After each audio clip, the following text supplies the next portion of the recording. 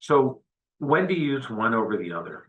Some of the reasons for doing that. Well, of course, the first one is if it's required by your specification.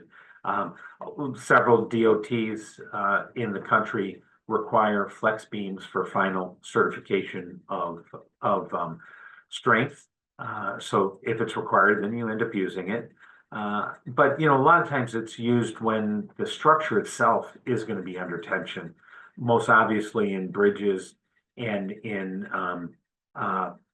tilt-up panels, anywhere where you have non-reinforcement underneath the concrete structure, where it might see flexural tension or pressure.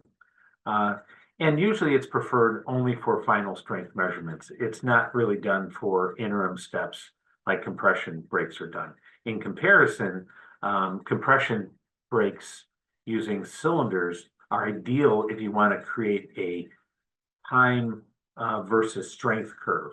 And then we end up doing periodic breaks along the time to see what early strength looks like. So if you're doing early strength, commonly you would use cylinder compression testing. And if you're doing final strength, you would use beam, specifically if it's in something that's going to be under tension.